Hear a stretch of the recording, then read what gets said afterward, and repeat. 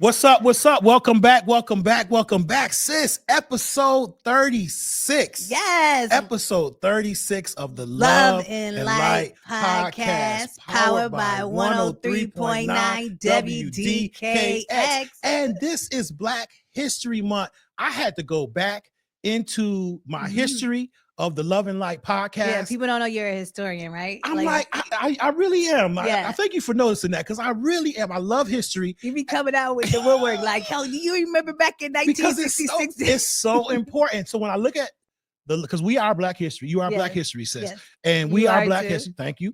And when I look back at when we started the Love and Light podcast audibly. So it was only obviously audio on the February 11th of 2023. Yes. So that means we have just completed 2 years of the Love and Light podcast of 35 shows. This is 36, 35 shows that were audible. And then people don't know this, but we were supposed to be airing or shooting the 36 podcast probably a month ago or so, but various things happened, which pushed it to now Black History Month again. Right. And here we are over our second anniversary back in Black History Month. We launched during Black History Month, the first audio show, and now we're launching the first video show of the Love and Light podcast during Black History Month. Again, in episode 36. And we talking about fight the power. Fight the power. Fight the power. Fight the power. That's all.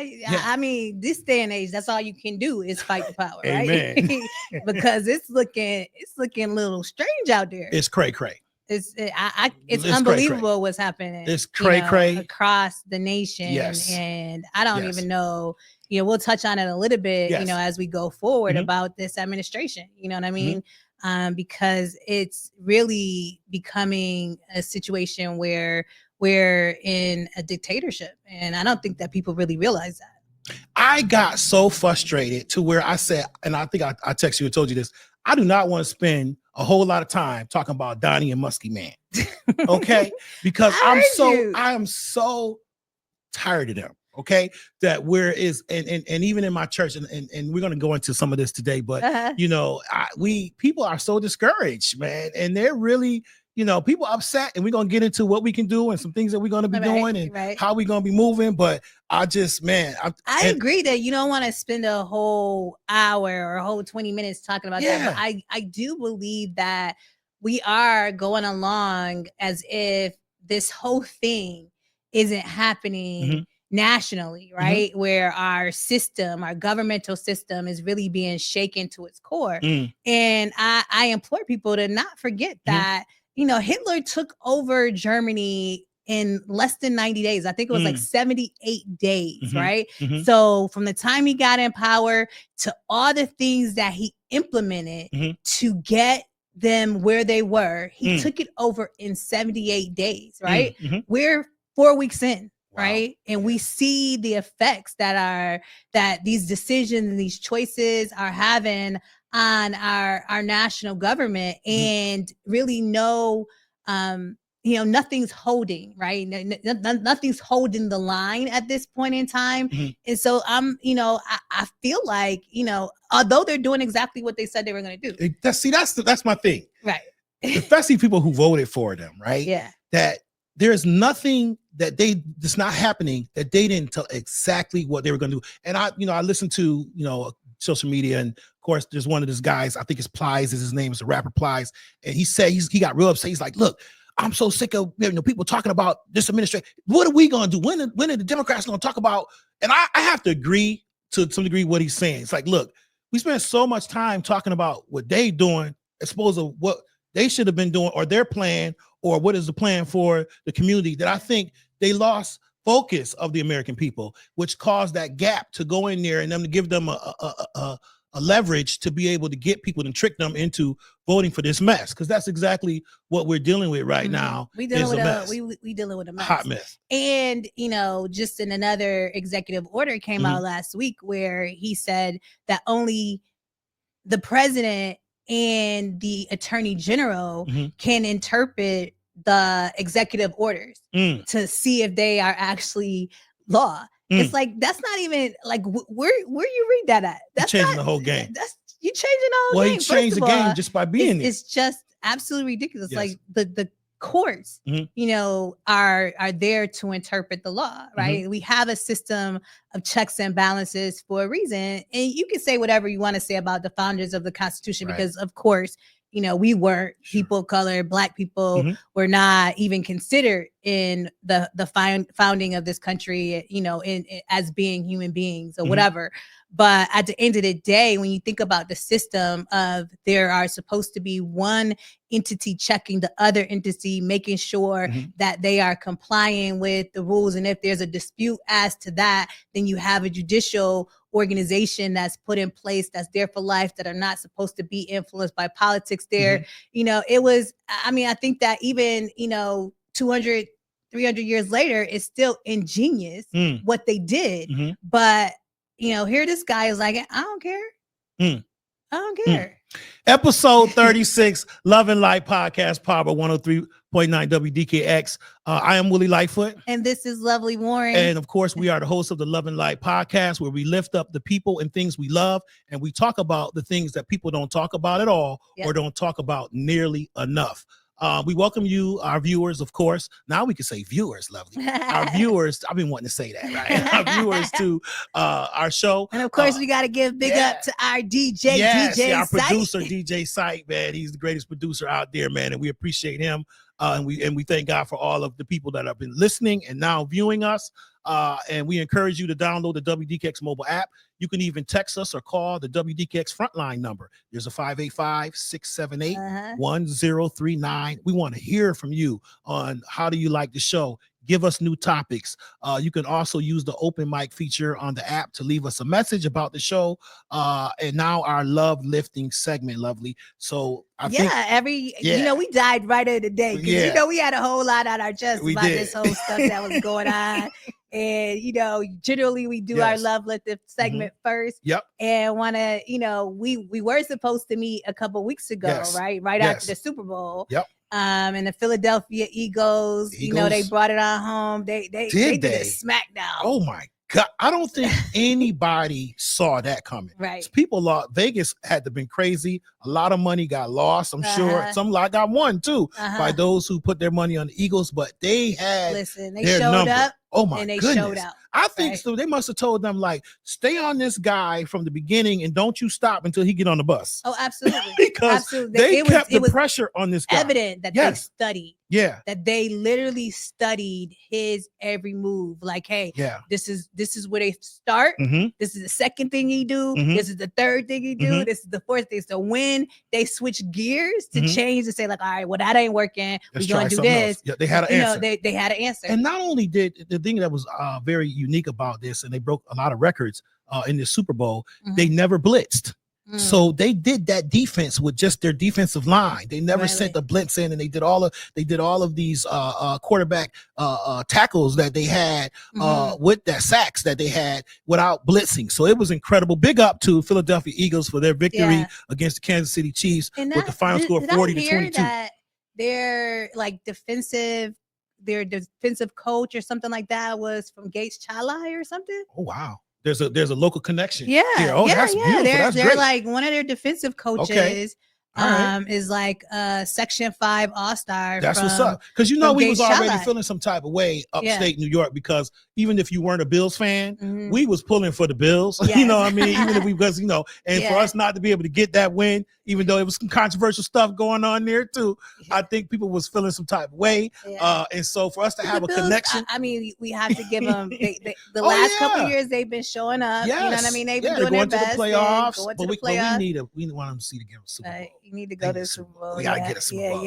Everybody want to go to the Super Bowl. But bro, did you see the halftime show? So my initial thought of the halftime show, like some of it I got, some of it was so encrypted that I didn't get right at first. So I was like, but I have to say he did an incredible job creating enough controversy to get everybody talking. Absolutely. And I thought that was for like days, weeks, it's the number one watch halftime show ever. It was incredible. Yeah. What he did. Yeah. And we're talking Did about you like Kendrick Lamar. was you getting all the points to it? Because you texted me something that kind of laid out all the points. Yeah. And when I was looking, I was like, I ain't really, because when he first said, to go back and watch it again. Because when he first said, y'all got the right person, right time, but the wrong person. I thought he was talking about himself.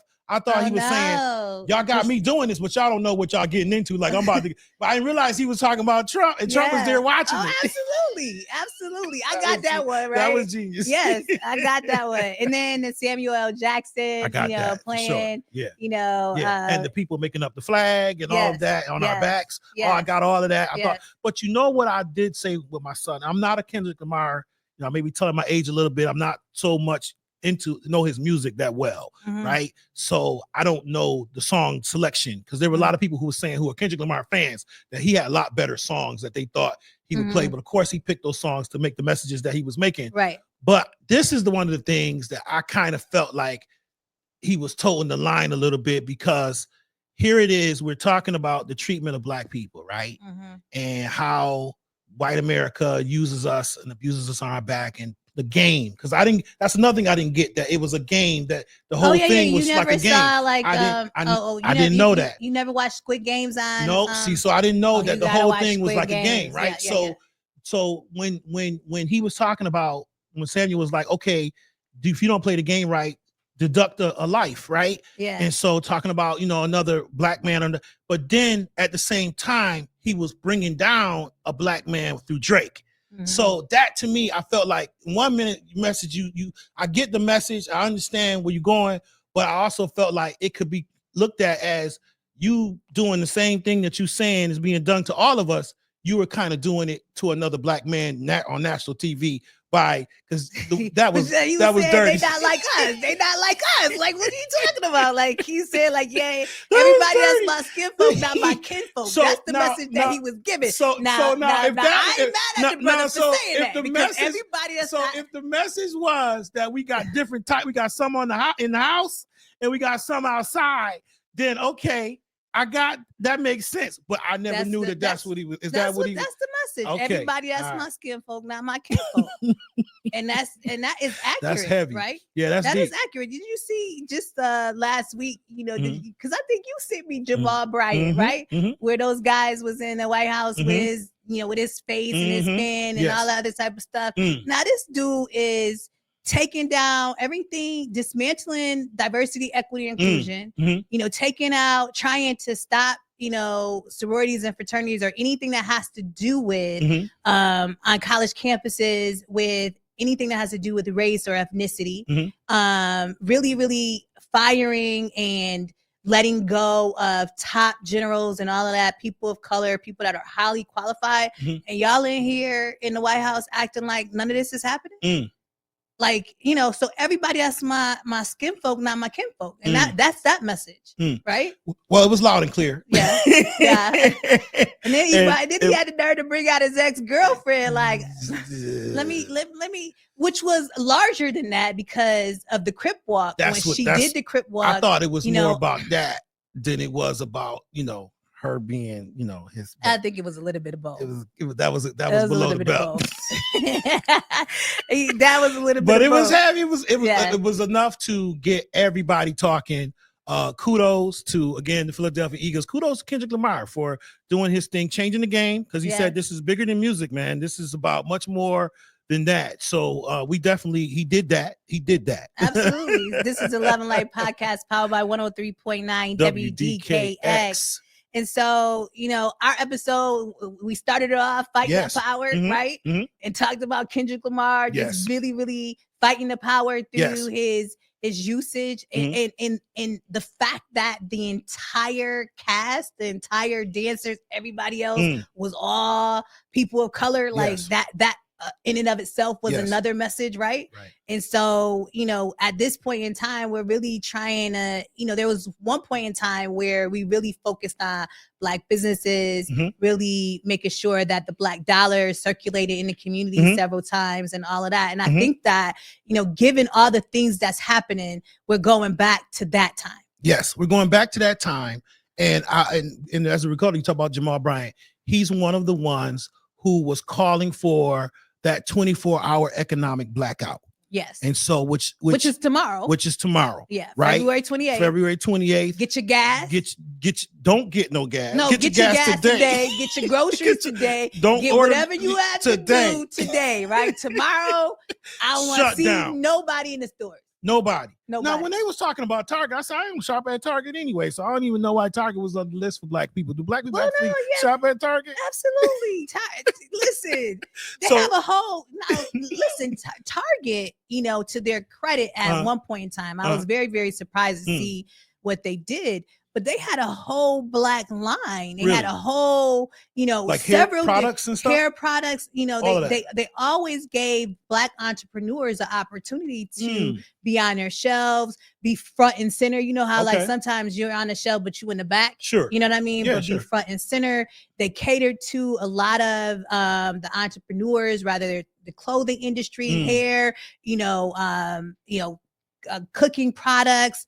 All of that stuff. And so I was very, very surprised when they made their announcement. So I was a Target shopper. Well, all right. Well, there you go. But it's 24 hours. It's economic blackout, February 28th, organized by the People's Union USA to protest corporate greed and the rollback of DEI. Is very, very specific. Right, because intentional. That, when you think about Black people or people of color and being consumers, right? Well, look at the numbers. African American buying power is $1.8 trillion.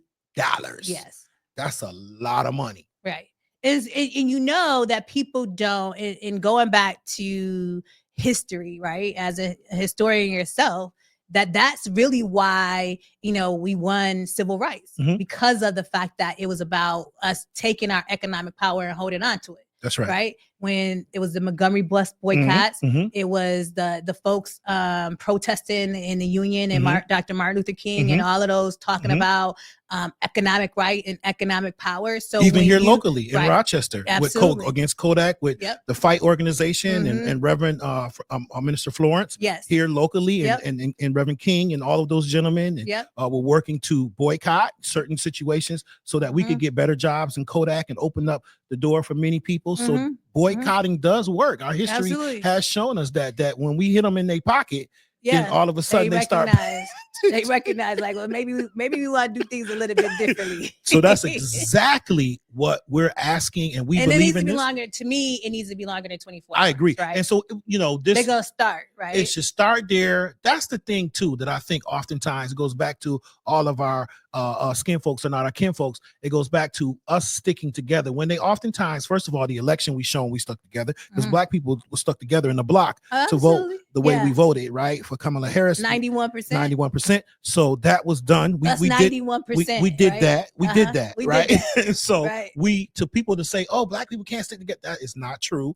And here we have opportunity. That's just one of many, I hope. It's one of many opportunities where we come together, and who knows, maybe that is all the divine reasoning behind all of this. Because oftentimes we have our thought process, but then God has a bigger plan, and maybe that's to get us back to working together, because these types of things have to happen. People talk about, well, Obama didn't do nothing for Black people. Well, yes, he did. His family did a lot for us. But I promise you that this guy, Donnie, your boy Donnie and Muskie Man, are not doing nothing for us. And actually, if they are, yes, they are. They're going to make us have to work together. Absolutely. And which is a great thing. Yes. And because, well, I typically think about when we're talking about this type of stuff, like Rosewood, the movie Rosewood, and when you had these major cities that were African American owned and ran and doing well, and they burned them down to the ground. Tulsa, Oklahoma, Harlem, you know what I mean? And so those types of things. And so we're going to have to start to recognizing that we have to start to build our economic power by focusing on supporting our businesses, focusing on making sure that we are educating our children the right way, because they've started to take and try to change history, right? And so making sure that our children have access to quality education, true history about who they are, where they come from, what they've been through, all of that. And we need to make sure that we're doing all of that stuff. And that's what they're going to force us to do by acting the way in which they're acting. Episode 36, the Love and Light podcast. Since I didn't get a chance to talk about this, I'll go back to this later. But we're encouraging each and every person, the 24-hour economic blackout. We support that. We're gonna shut it down. Buying our gas today, doing what we need to do. But come tomorrow on the 28th, don't be at no store. We're not going to no store. We ain't going to nobody's store, okay? Tomorrow, that's the best way to do it. Don't order online. Don't order no Amazon. No Amazon. Order no online stuff. No Grubhub. Well, you know, I feel sorry for the folks that depend on, that income, that income. But see, now this is the thing, though. They gotta fill it. So because the company's gonna fill it too. Because now they're gonna have to, so they're gonna have their employees complaining. But you're right. There's some people that are of color who are gonna take a hit for this as well, because they make their living off of tips Uber, and things of that stuff, all like those types of things. Right. And not saying that if you got to get to work, you got to do what you got to do. No, you hitch a ride. You got to do what you got to do to hitch a ride. To call somebody to call help your you. Friend. We this is when we are carpooling. This is carpool. Carpool. Yeah. We have to. We got to stick together. We got to do 24 hours. We can do it in 24 hours. Right. We can do it in 24 hours. So make sure the 24-hour economic blackout. Out the church bus. Yeah, we got to pull out the bus, and we got to take people to work. Pick people up. Yeah. Take them to work, or let the truth be told, you call in sick all these other times. Maybe this is the time where you take a leave day. You can take a leave day, right? You can take a leave day. So that might be considered that as well too. But once again, 24-hour economic blackout, our buying power does matter, and we have to make them respect us. The average income for Black Americans is $42,000, and that's not much. We got to change that too. And these types of things we do by voicing our opinion based on our buying power. But I'm gonna tell you this, I ain't flying nowhere. Listen. I'm not getting on nobody plane no time. So what's up with the planes falling out of the sky? Planes? I have no idea. And it just seemed like started. So I don't know if they're doing this on purpose, because it just seems like every other day there's something going on. Did you see the lady going on the plane and she took her holy oil and she started anointing the outside of the plane? Yeah. I said, man, I've been doing that for years. But I'm just, when he came in, for one of the first things he did and all these executive orders is he started getting rid of the people in FAA. Right. He said, because DEI, these are all DEI people. Right. So he's getting rid of. And it's just so inaccurate, right? To think that, people, because they are people of color, that they're not qualified or they got there because of their race. No, you're talking about, he fired a 4-star general, right? For somebody that's less qualified than that 4-star general. It make sense. I'm trying to really make sense of it all. Like I want somebody, and I've listened to, and sometimes I just have to go over to Fox to listen to them and see what they have to say, right? And they just, MSNBC just let go of Joy Reid, and you got all these media outlets, letting go of people of color. Speaking of media outlets, though, and people of color, not to cut you out, but speaking of media outlets and color, I just don't want to forget about it. Roland Martin said this, and I have to be. He's like, look. He's been around forever, right? And he's Black everything media, right? Black owned, Black operated. He's like, none of y'all have ever majority of y'all have never supported me at all. So he was really calling out, like, everybody that your skinfolk ain't your kinfolk. He was calling out a lot of people, African-American entertainers, etc., and saying, look, y'all have Black media, some person like myself who tell the truth. Straight no chaser. Like he really be, he don't hold no punches. Right. And he's like, y'all got. So when we talk about supporting media, there's one avenue. That's why we got to start to depend on our own, right? But I just want to say we brought him to Rochester a number of years ago to support, Minister Florence when we did his major, give back and gave him his flowers while he was still here. But across the board, I think that we have to recognize that we are in interesting times, different times.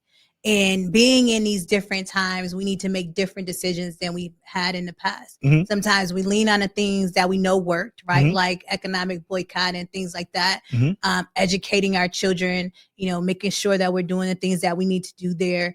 Also, really relying on and depending on each other and becoming family, right? That's right. Because we ultimately recognized through this last election where 91% of African Americans supported, Kamala Harris, Vice President Harris, that we in this by ourselves. That's right. Ain't nobody coming to rescue us, but we got to rescue ourselves. Right. That's a fact. Listen, we are in this by ourselves. And so we have to develop a comprehensive plan of action, right? And so let it not just be one day, one off.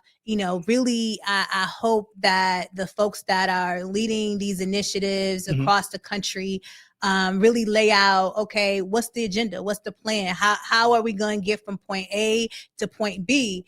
Some people say, well, you know what? We all need to start thinking about moving to other countries. We need to start doing this and I ain't going all nowhere. of that. And then, somebody said, why we got to go somewhere? Somebody said, listen, this country was built off the back of my ancestors. Exactly. I'm not going nowhere. Wasn't that Kendrick's whole message that we built this country on our backs? So why we ain't going nowhere? This is our home. This city, right? So, it's like, that philosophy. Yeah. I mean, that was, Marcus Garvey's thing back then, right?